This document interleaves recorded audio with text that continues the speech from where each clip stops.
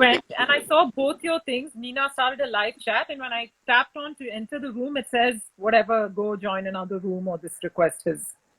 I don't know. All right. Okay. Yeah. Okay. So, thank you, Swati. Thank you very much for joining us. We had some technical glitches.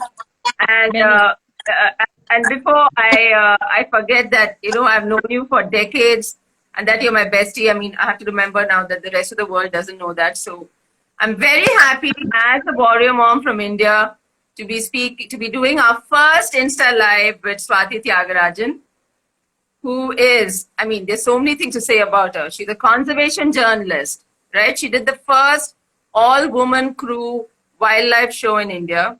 Amazing show, Born Wild, where she went to forests and sanctuaries all over India, spoke to forest officials, spoke to conservation activists, and did such amazing stories from there.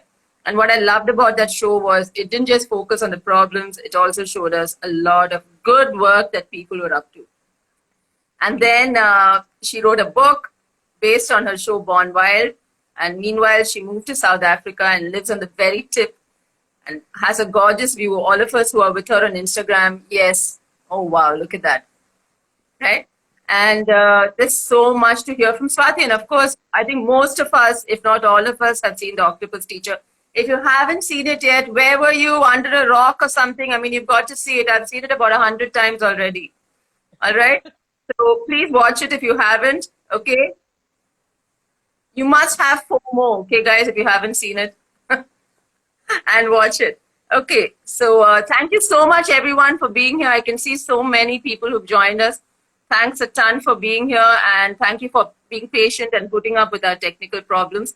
Well, Swati got something very special in her house today, so I think we'll get her to show it to us first before we get the interview. I'm allowed to show. There are all these rules around the Oscars. Apparently, we can't show it here and show it there. There's all sorts of rubbish rules. Okay, can't you just keep it behind you at your house decor and we can glimpse it? I can't. I'm not allowed to promo it like that. So I can only quickly...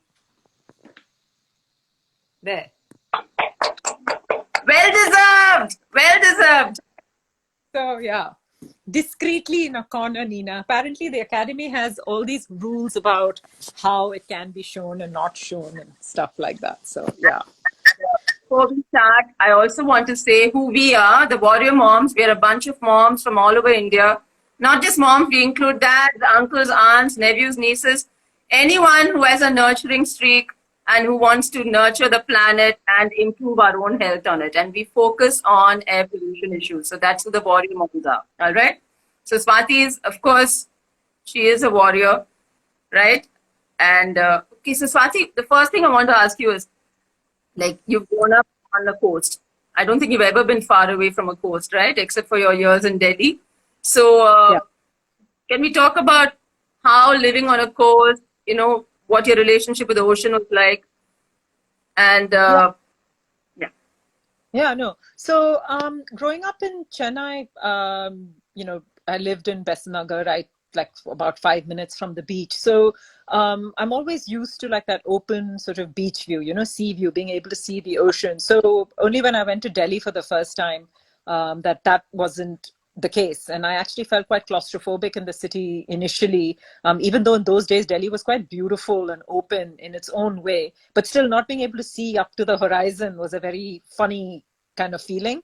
But then I very quickly got used to being able to see the line of the ridge and then the Aravalis and then all the beautiful places that you and I visited, Nina, in and around Delhi. So, very quickly became home. But the funny thing is, when I was growing up in Chennai, when I was a child, I'd had that near drowning incident where I nearly drowned. And I was very scared of the water. So I used to go to the beach every evening to walk and, walk on and I would, get my feet wet in the water and stuff, but I wasn't comfortable enough to swim. That was a major phobia for me. Like, to be in the water was like a big fear. So I don't think that I actually, how shall I put it? kind of celebrated the ocean in the way that I should have for the long time that I lived next to it. But I certainly did a lot of activity around it, but a lot of beach cleanups, you know, how the local we used to do that stuff. Then often almost every week during monsoons, the dolphins would come by. So we'd go to the beach and watch them going by. And then the sea turtles, plenty of them. Even in Elliott's Beach, you used to get the odd olive ridley turtles. And then even then, we saw so many of them dead because of the trawling. Then the local fishermen, every time we went on a walk, would come with the day's catches. And sometimes, you know, you just talk to them what fish was this and what. And those days, if you remember, Nina, they would actually pull these sharks out as well sometimes, Yes. which used to get tangled in their nets. And of course, at the time, being a child at 10, 12, 13, I hadn't cottoned on to how bad, you know, the situation was with sharks or what was happening. But those things sort of those were the things that made me start questioning, oh, you know, we're catching sharks, but, you know, where do we, and then the fishermen would tell me that they don't actually even eat the meat of the shark. It's really just the fin.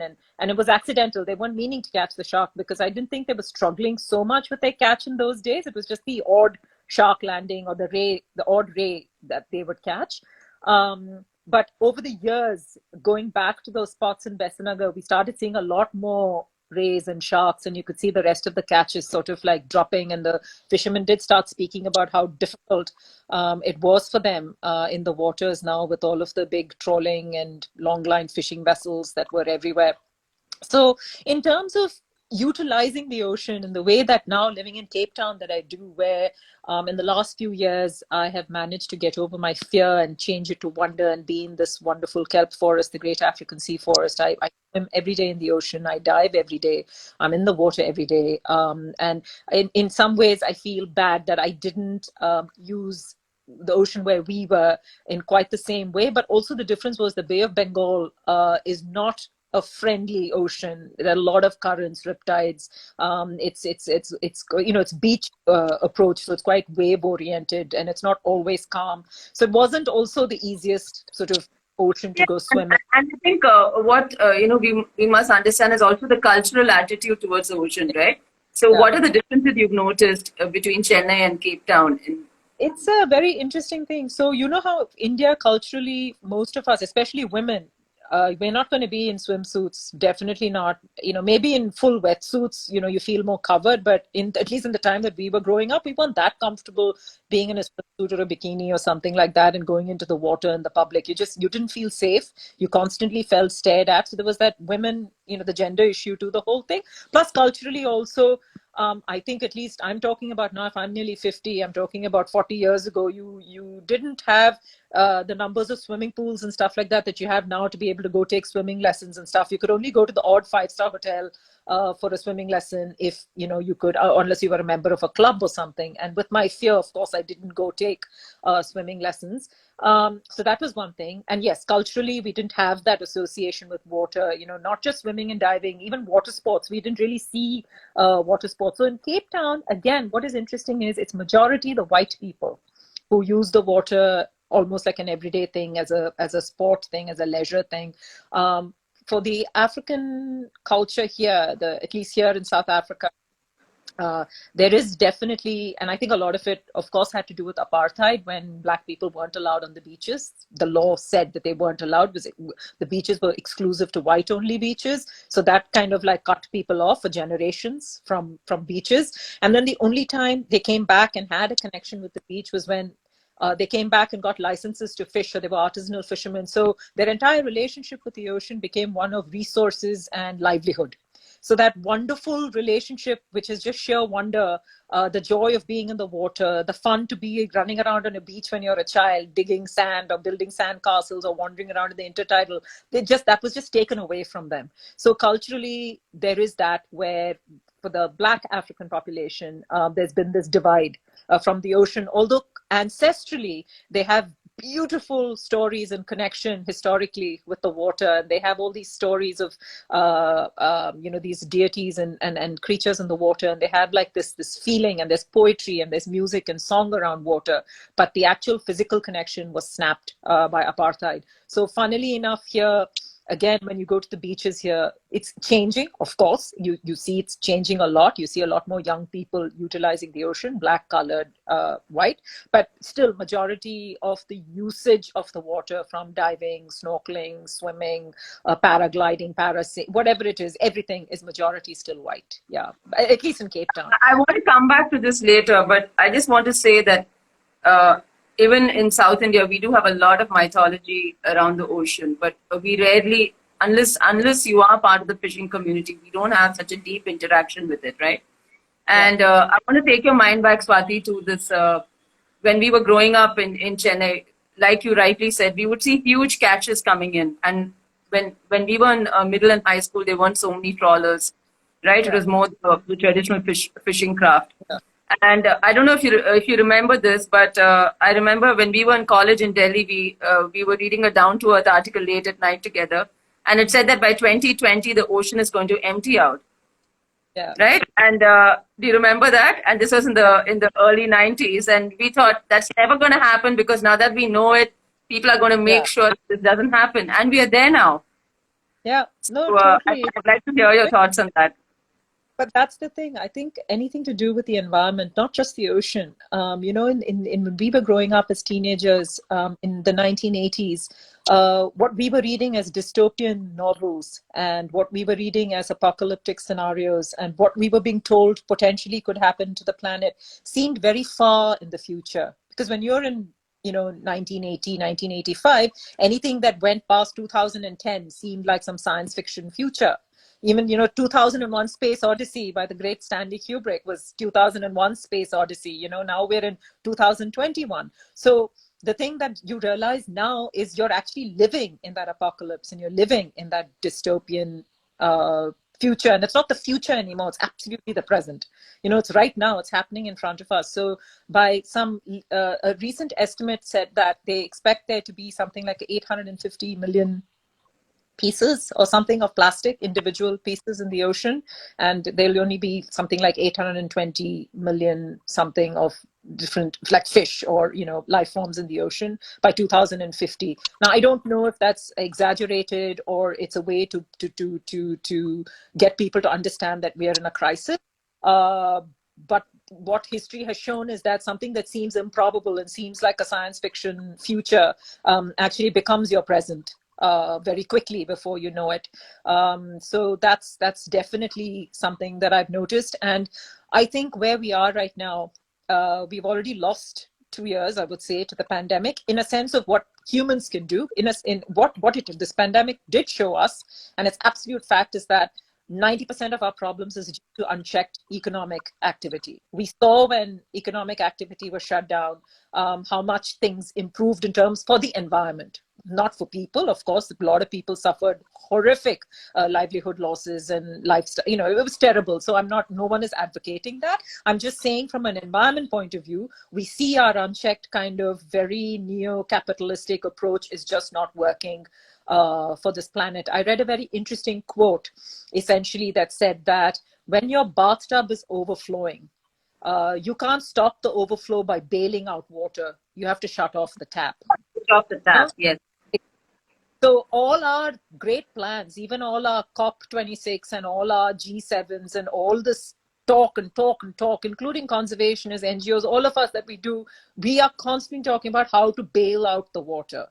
No one is putting all of their effort into going like, shut that tap down, like at least slow it to a trickle, because this never-ending idea of growth, which is what our economic ideas are pinned on, this never-ending. It's like when I interviewed Sir David Attenborough, he said, how can you grow infinitely on a finite planet? And I think that is something people need to understand. There isn't this sort of thing that's constantly being created for us to extract from. They're all limited resources, and we need to be paying attention to that. So for me, like this decade, this 2020 to 2030, this decade we're in right now is probably the most important decade in human history. And that is not an exaggeration, because we've had very interesting, important things happen in human history, but this is the first time we have a decade in which we're directly impacting the survival of the human species as a whole. So what the decisions we take now, the policies we put in place now, the lifestyle changes that we make, the kind of way we change our thinking right now, is going to make all the difference in the world for whether future generations of humans survive past 2100. Because we're already at 1.5 degrees Celsius climate. We haven't kept it under temperature rise of 1.5 degrees Celsius. What we've already done has locked into place certain things that will happen no matter if we stop all fossil fuels today and if we stop all activity today. What we've locked in place is already going to happen. But the key word here is it's survivable. The species can still survive what might happen.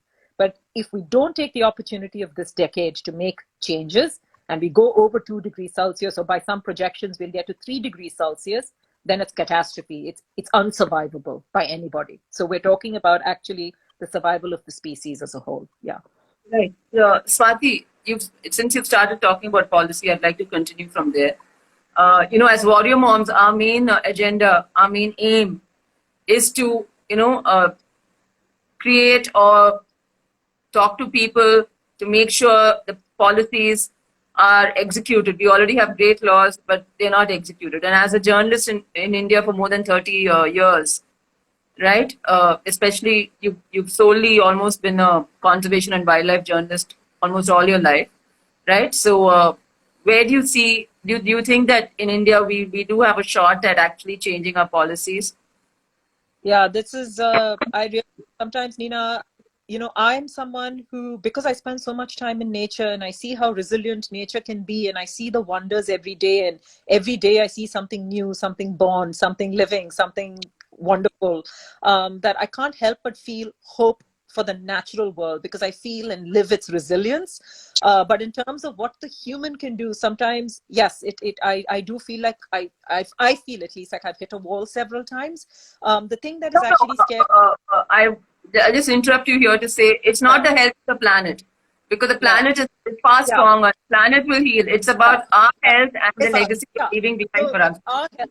Terms of that, exactly. The point is, when we talk about this planet, of course, unless it gets hit by an asteroid, the planet's going to continue. So we're not saving the planet, but we're going to ruin the biosphere that allows us as a species to survive. And the moral crisis is, Nina, we're going to take down with us millions of species, and we're going to take down with us people who've had the least impact on the planet. To me, that is the greatest moral crisis that we face, is that my lifestyle, which has probably added to all of the carbon footprint and all of the neo-capitalistic economics that I talk about right now, it's my lifestyle that's caused the problems. But who's going to have, the hammer is going to fall hardest on are the people who've had the least impact on the planet. So it's a massive, massive moral crisis. So in terms of policy, especially when it comes to India right now, with the present government and the kind of policies I see coming out of the Ministry of Environment and Forests, I really can't see how there's going to be a massive U-turn on that. I can just see this business first, business as usual, economic development model just charging ahead. You hear some of the right things. I think yesterday or today, the Prime Minister did say at the UN that, they would be kind of reclaiming or regenerating 2.3 million hectares of degraded land. It sounds good. It sounds right. If they can do it, but then again, that's my question is, where is this land? Which experts have you listened to? Who've told you which land to be restored? A grassland mustn't become a forest. A wetland mustn't be considered a wasteland.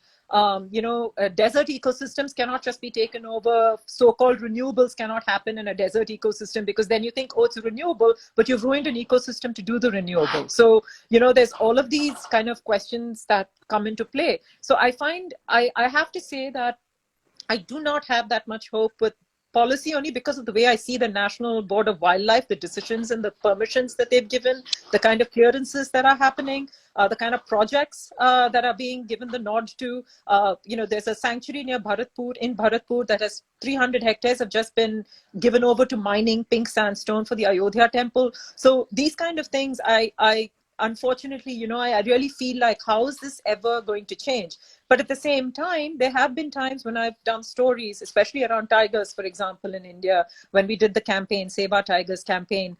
When we started, we were at 1,400 tigers.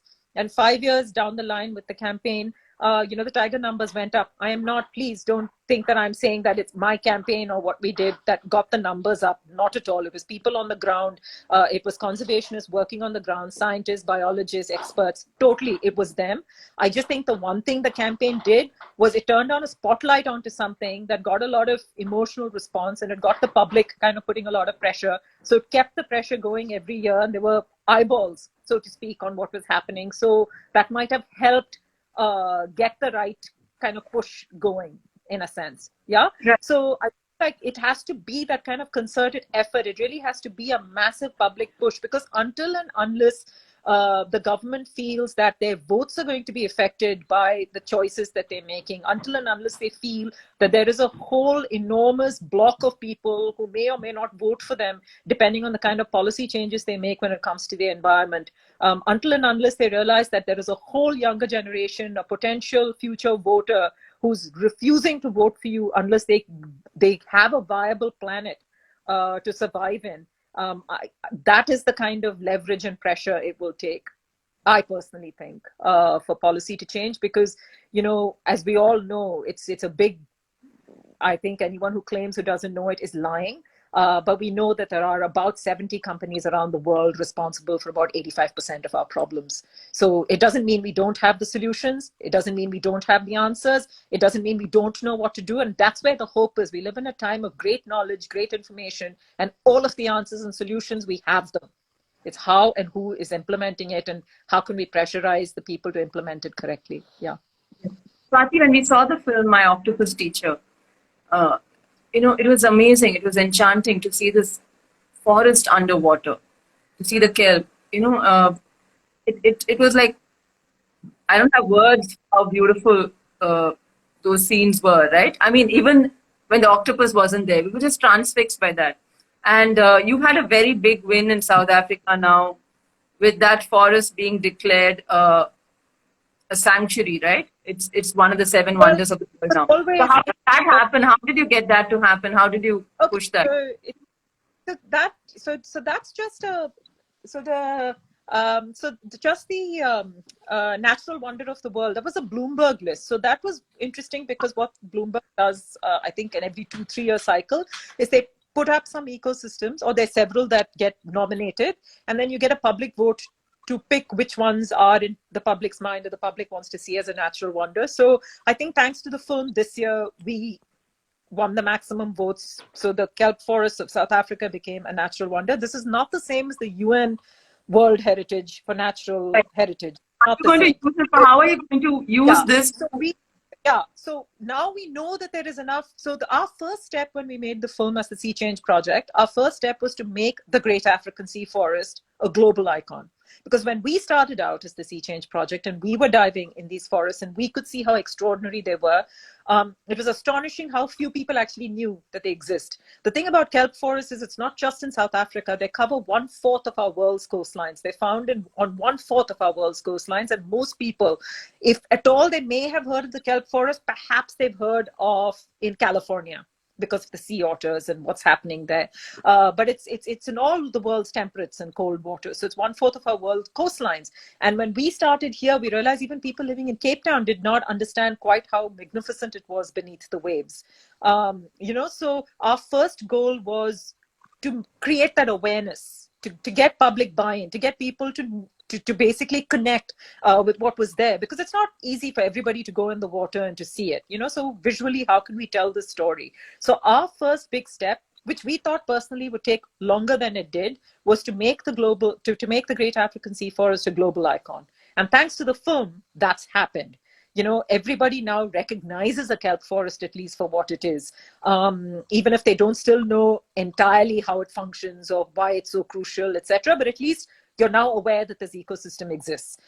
Thanks to that, we won the popular vote, and it's Bloomberg being a big kind of brand, I guess. It's out everywhere that it's now one of the natural wonders, as in voted by Bloomberg.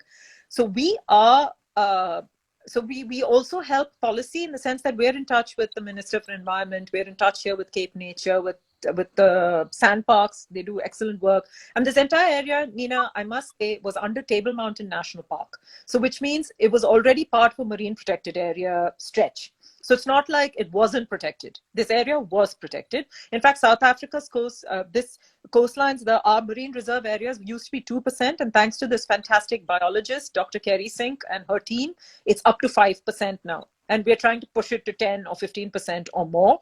We're trying to make sure that the marine protected areas that we have here become no-take zones, because there are two different kinds of marine protected areas. One is where it's a reserve, so it's still protected, but it's not a no-take zone, which means you can go in and fish there. And then there are areas that are no-take zones, which means no activity is allowed. So we're trying to get the no-take zones to become bigger spaces.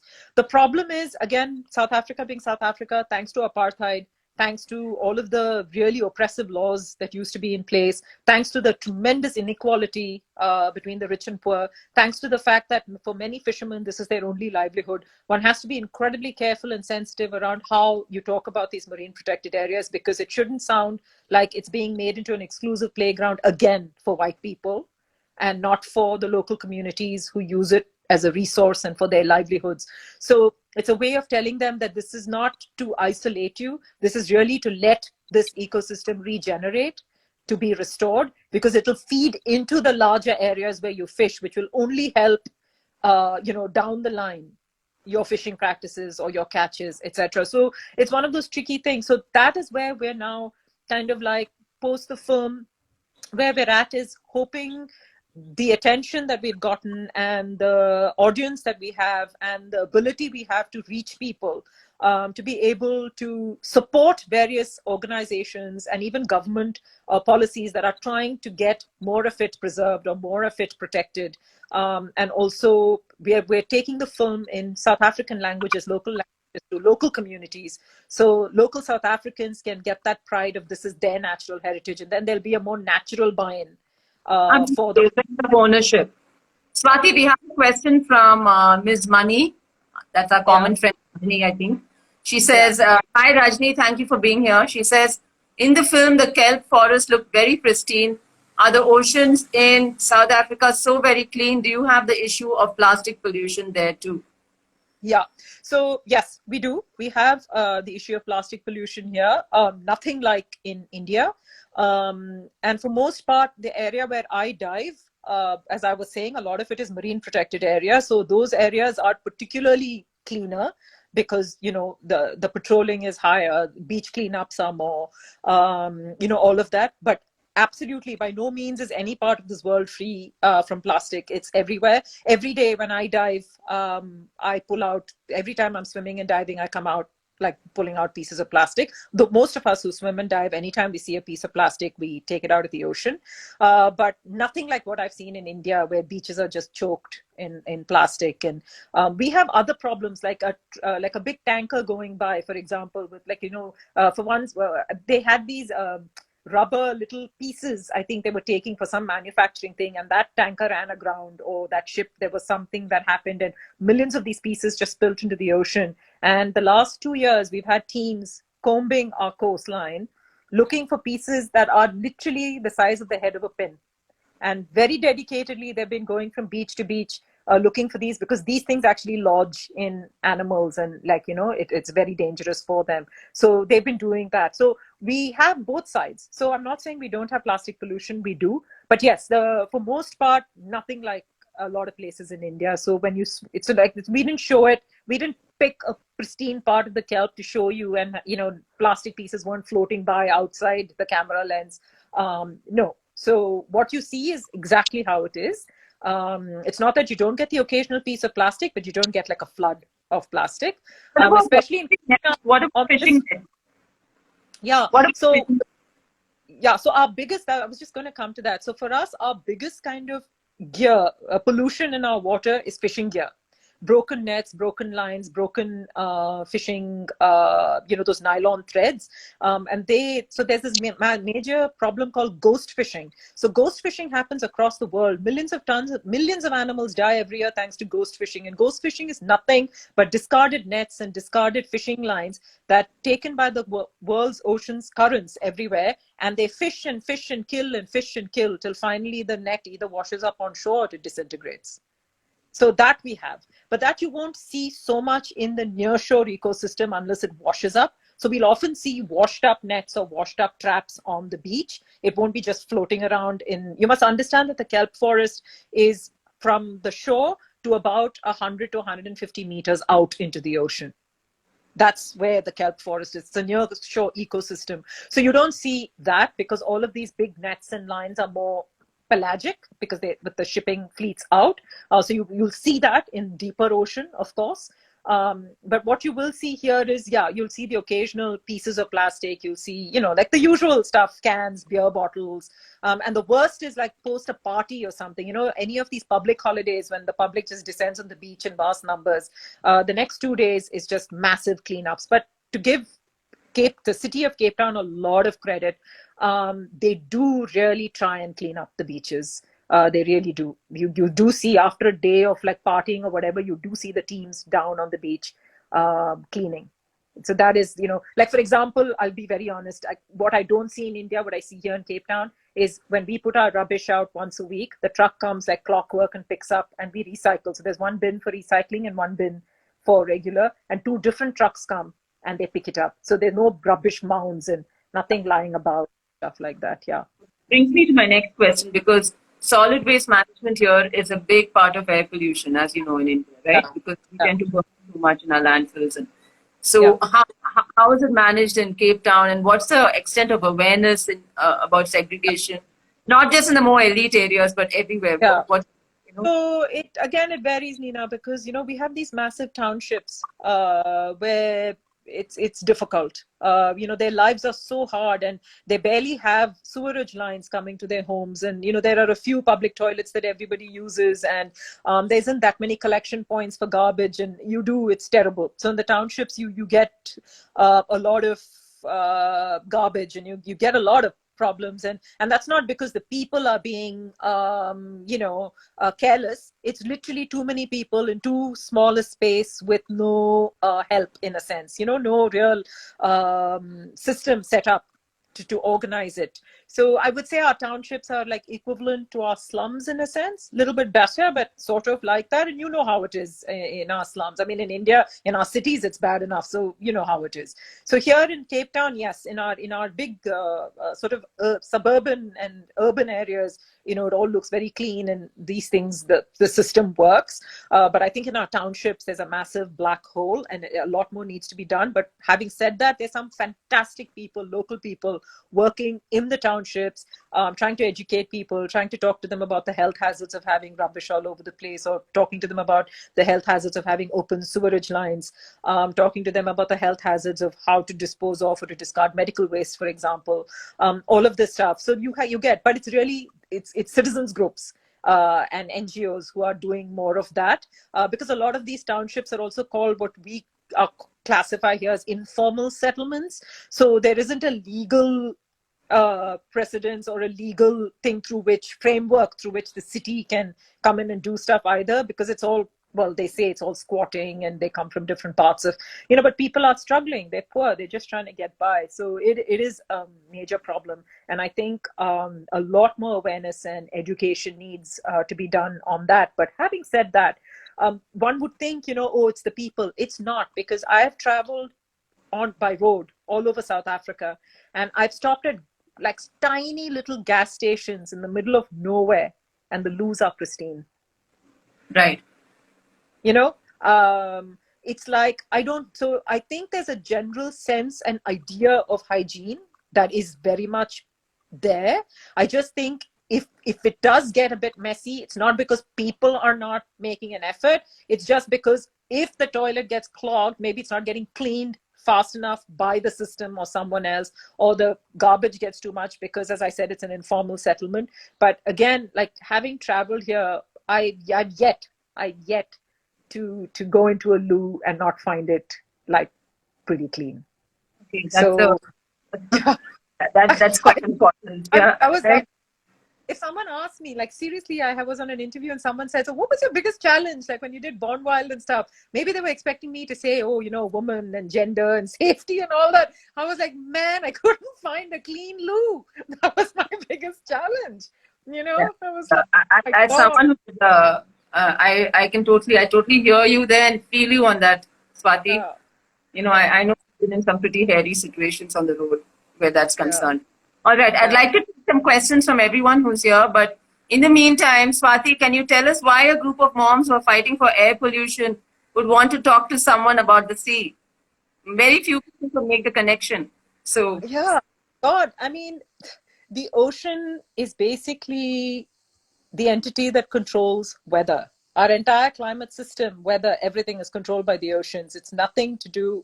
You get mini weather areas and mini climate areas, as a lot of people know, with rainforests and with the bigger forests like the Amazon. They have sky rivers and you have microclimate situations. But the climate, as we talk, the trade winds and everything we talk about, our monsoon in India, the weather system is controlled firstly by the ocean. That's number one. Number two, over 70% of the world's oxygen is produced by marine algae. So that's plants in the ocean. That's where, and no matter where you live on the planet, every second breath you take comes from the ocean. And the oceanic system, so like here in Cape Town, what's very interesting is South Africa is actually quite a cold heavy country. So in terms of air pollution and cleanliness, we actually have pretty damn bad air quality in many parts of this country. Cape Town, like CBD, which is the Cape Town central area, which is your business district and your urban district, the air quality can be shocking. Nothing as bad as anything in India, of course, but still very bad. Where I live, the AQI, when you see it, it'll say 10, it'll say 11, it'll say 14, excellent air quality, because we get this wind that comes across the ocean. It's called the southeaster, and it just blows and cleans the air like nothing else does. So we're very lucky. So the oceanic systems are crucial in these kind of, so like in Chennai, those of you who lived there from childhood, well, Nina and I have been there from 1960s and 70s. Not 60s, we weren't born, we're not that ancient. Yeah, but I'm saying people who lived there through the 60s, 70s, 80s.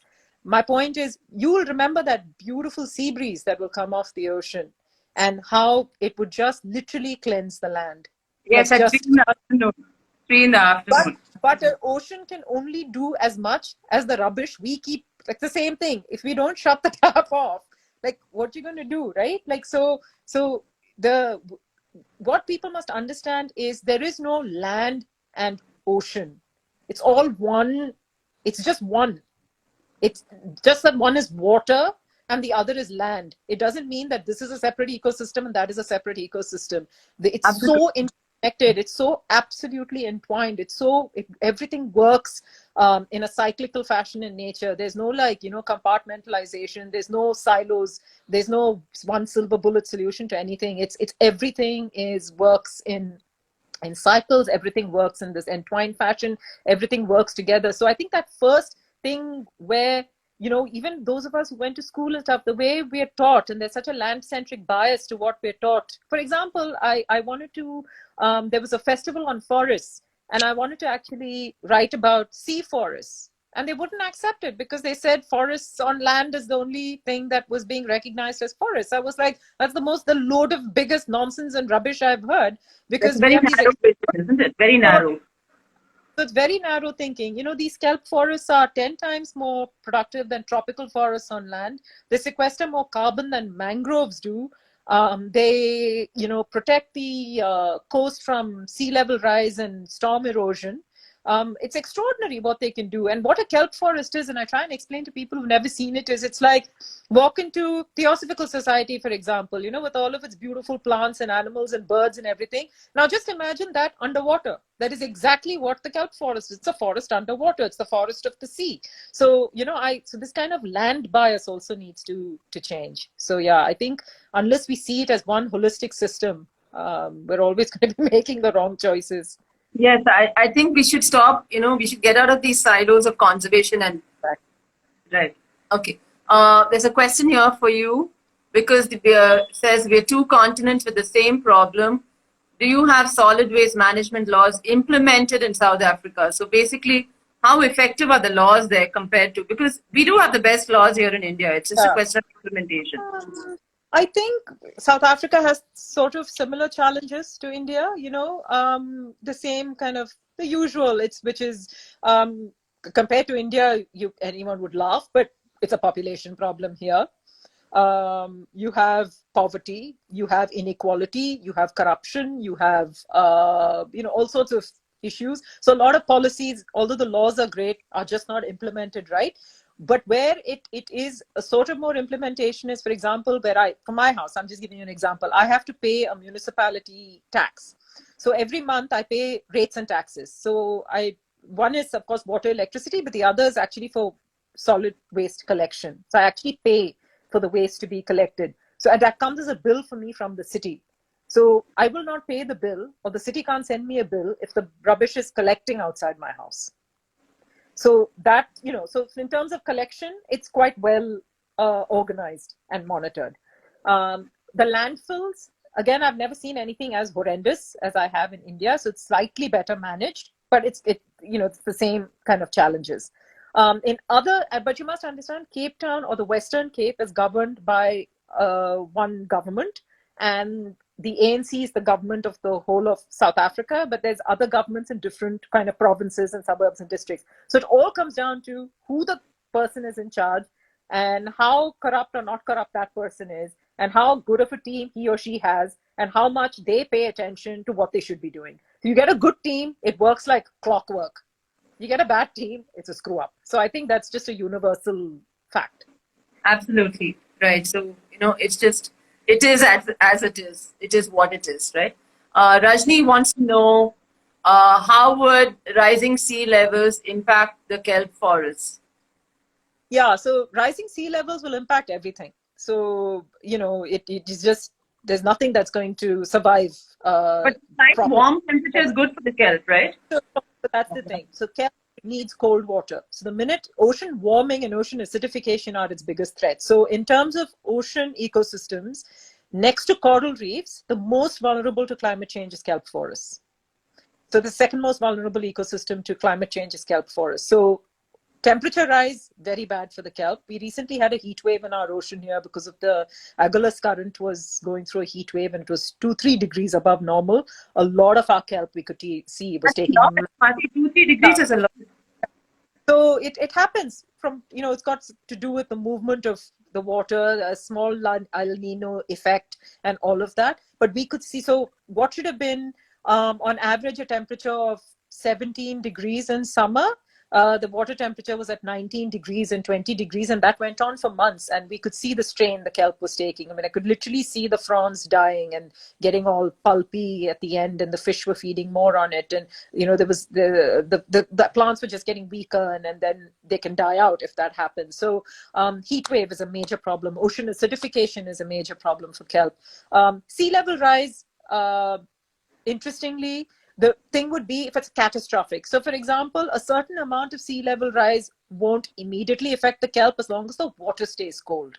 It's, as long as the plant gets its nutrients, and if the nutrient cycle works in the way it's supposed to with the upwelling, it'll manage quite well. But after a certain point, like if you get, I don't know, if you get too much of a sea level rise, then that's just going to not kill, the ocean will still kind of survive, but half your land is going to go in water, and then the silt that gets washed into the water is going to be a major problem because of all the minerals and whatever else it takes. And just sand. Sand is a major problem. You don't want big sand dumps in your intertidal and tidal areas, because that's going to kill a lot of life, because that's just going to smother anything that's trying to grow and trap oxygen. So that is a problem. But our major problem is actually climate change. Right. Absolutely. Swati, I just want to talk about, because I remember in one of our conversations you said that once you got over your fear and you started, diving and seeing fish, you understood, how sentient they are, that they have emotions and feelings. And you said that you couldn't eat a lot of seafood after that. So can you just tell us some, because, it's a whole world for most of us. So, yeah. So essentially, the funny thing is, so I stopped eating prawns, for example, when I started reporting on sea turtles. Because up until I actually went to Gairmata and Bitarkanika and I saw all those dead turtles, and I used to see it in Chennai as well, but not as much. But you know, when you see hundreds upon hundreds of dead turtles and their eggs spilling everywhere and they're trapped in those trawling nets, and you see the kind of damage, and you immediately look at deep sea trawling and turtles and prawns, and you make that connection. I just could never eat a prawn again. And then it used to be one of the favorite things for me to eat. And I completely quit eating that. And this was years and years and years ago. And then initially I thought, ooh, aquaculture, you know, maybe that's not, if it's not through trolling, maybe. But then you hear about steroid use and hormonal use to make the prawns bigger for the market, and the kind of pollution aquaculture causes then, which goes back into the water, which is horrible, very bad for life, other species in the water. So prawns were anyway off the menu by that point. So when I came to Cape Town, what was extraordinary was all this fresh fish, you know, you'd get in restaurants, and all the fresh, and it was, a lot of it was not necessarily from an industrialized trawler. A lot of it was from local fishermen and catches. But on a personal level, when I started to swim every day and I had these extraordinary encounters with fish, and then you start looking at them and you start reading about them and you start seeing what extraordinary lives they lead, what it takes for a fish to reach maturity, what it takes for it to breed, what it takes for that larvae to grow and become an adult fish so it can be sexually reproductive again. It's a tremendous, tremendous challenge. I mean, it's an enormous kind of obstacle course that they have to run. And so when you see these big fish, they're the most intelligent, the most extraordinary animals you're meeting, because they've survived things that a lot of fish haven't to get to where they've gotten. And to think that in a second you can just hook them and pull them out of the water and they're on your dinner plate, somehow it just breaks your heart at some level, you know. So this is not a pointed thing to tell. I'm not sitting here telling people go be a vegan. I'm just saying these are these extraordinary lives that you see every day. And you know, when you're in the water, sometimes you're lying really still, you'll get the odd very curious fish who literally, I don't know what he or she is thinking, but they'll probably, like, they'll swim up to you, sometimes they'll nibble on your fingers or whatever, and it's just this momentary connection you have with that life form. And it just became too personal for me after that to be able to eat them. And then, of course, because I'm with the Sea Change Project and we do all of this research and we're in the water every day.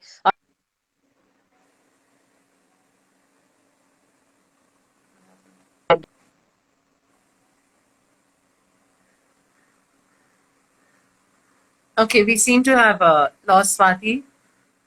Oh, but I think this was such a great conversation. Let me just come back. Can you hear me now? Yes, I can hear you. Okay, great. So I think so. Deep sea trawling, for example, is not just bad for all the animals they're catching and all the bycatch that's being killed as a result, but it's a very, very carbon-heavy industry. So a lot of carbon that is released into the atmosphere is thanks to deep sea trawling. So avoid anything that is caught by deep sea trawlers. Avoid anything that's caused by long line vessels. Avoid anything that's caused. Basically, industrial fishing is the biggest con on this planet, where they try and tell you there's anything sustainable about the way they function. There's nothing sustainable about the way that they function. Your fish catches by your artisanal fishermen, your local fishing community, your local guy who goes and catches something, who follows the tradition of, you know, which catch when, which breed when not to catch, when to catch, you know, through that traditional way of fishing. That perhaps is the only way today for seafood to be consumed. And I have a problem with this worldwide consumption of seafood as well. If you're an island nation and 90% of your economy is dependent on fishing, I understand contributing to that economy if you're someone who eats fish while you're on that island. I don't see why another country, first world countries, especially European Union countries that have 100 different ways to make money, are exploiting the oceans around these coastal islands and actually taking their fish and serving it, you know, in these fancy restaurants everywhere else. Because what sense does that make? They have so many different ways in which to do their thing, whereas island nations are so completely dependent on the sea as a resource. So there are all of these things to be looked at. But from a personal point of view, because I've had too many extraordinary experiences in the water, and you realize that each individual is such a personality and they have such extraordinary lives and they go through so much to become. Many of our reef fish, for example, Nina, If you catch one of the big males, one, no other male is there to come and take his place. They're incredibly territorial until and unless one of the females switches their sex to become a male and Wow. then again. Yeah, you don't have a male in that area.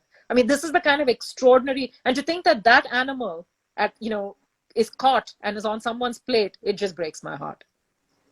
Right. So that brings me to something else in the film. I saw a lot of criticism online saying that the filmmaker should have intervened and saved the octopus. But that, to me, actually, that bit actually completed the cycle, and it felt beautiful because there's no villain there. No, there is no. So what villain, right? I mean, it was beautiful. I loved the octopus, but there was a sense of she'd lived her life, and it was sort of full circle.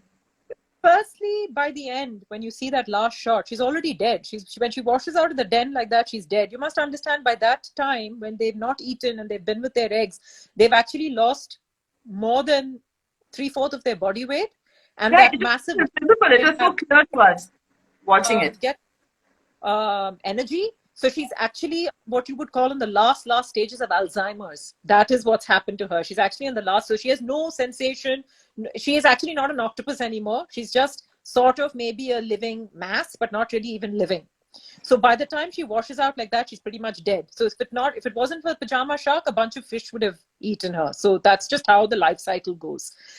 In the middle of the movie, when you see the shark go after her, you don't interfere with those things, as any wildlife filmmaker knows, because that is just how nature works. The other thing that people must understand is, sure, the film was on the octopus, but it doesn't mean that in all that time we were in the water, we weren't seeing pajama sharks as well every day. And when you think of... But the other thing is, an octopus lives for 18 months. A pajama shark lives for almost 45 years. So the challenge a pajama shark goes through to get from that little egg that is left by itself in a vast forest, if that little egg isn't eaten by 100 different predators and it finally hatches into a tiny little shark, then that tiny little shark goes through I don't know what to get to adulthood. You're not going to grudge him an octopus at that point, because in that shark's lifetime, about 20 to 30 octopuses have lived and died in that shark's lifetime. It's a much harder life. And I've seen the baby shark eggs. I've seen baby sharks in the eggs eating the yolk. I've seen, baby sharks being born. I've seen them become adults. You love them as much as you do the octopus. It's just that the film was about this particular relationship with the octopus. So you don't interfere in these things. You don't. Okay, there's a request that the next film was on pajama sharks. Yeah, it's like, as Craig keeps saying, when you're in the kelp forest, and it's not just the pajama sharks, it's the hundreds and hundreds of encounters you have with so many different, absolutely unique. I mean, it's almost like science fiction, some of these animals, bizarre, crazy, eccentric creatures. And it's just wonderful. You could literally do a film like on each one of them and their quirks and their, how they are. And there are about 100 films to be done, out of everything that we see. But it takes the Mickey out of you making a film. So I don't know if any of us have it in us to go back and make another film, but, never say never, we'll see. Right. Swati, I could talk to you for the rest of my life. Okay, non-stop. But I think, thank you so much for being here, and wonderful hearing, your point of view on everything as always, and more power to you, Swats, with everything you do, and please keep us informed, and keep coming back and talking to the warrior moms. Yes, Swati. Yeah, to warrior moms and to all of us who are moms, parents, or aunts, uncles, even if you don't have your own children, godparents, whatever it is. We keep talking about how we need to leave a better planet to our children. We've got to talk about how we leave better children to this planet. Okay? Because if we raise selfish, children with no compassion, who are consumers, who are stuck on their devices, who have no connection with nature. Who are like the world leaders now. Yeah, really. We're going nowhere. So it's not just about leaving a better world to your kids. People, please leave better kids to this world, because we've been horrible. Let's not perpetuate, this cycle. Absolutely. Yes, the burden of responsibility, I don't think we dealt with that very well. Right. Yeah. Absolutely. Yeah. So thanks so much, Swati. And now that we figured out how to do this amazing technical thing, we shall have Oh, you back. absolute Luddite. I think I say it's 1972 and before if you're born, then this whole computer thing. Yeah, me too. Hardline. A proper hardline. The rest I, of it. the next Instagram request will be by pigeon mail, okay, Swati? Yeah, please. All right. Okay. Thank you so much. And thank you everyone for joining in. Thank you for your questions. Thank you for your comments. We loved having you here. Please come back next Tuesday. We hope to feature amazing, powerful women who are doing so much for our planet. And it's not a gender bias. It's just that, it's not that we're promoting women, but No, I think, full stop. It's a gender bias. Full stop. Hello. It's fine. We live in patriarchy, so it's perfectly fine to have a gender bias. Yeah. Right. Okay. Swati says so, then I have to agree. All right. Thank you so much. Thank you. Okay. Bye. Bye. Bye. Bye. Okay. What do I do now?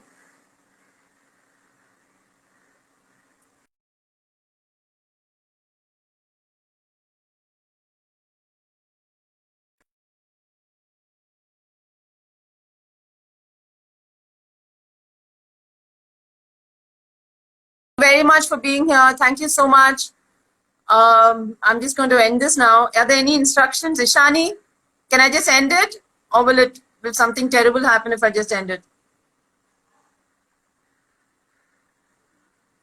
Okay. Because you send me a whole bunch of instructions that I can't see. So I'm just going to end it. Bye, everyone. Thank you so much for being here. Right. Eco Mango, how do I save this?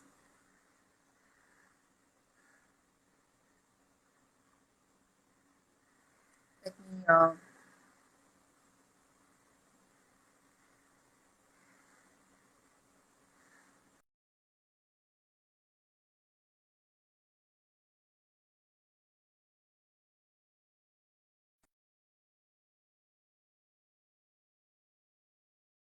Upload the video. Thank you everyone for being here. Bye bye.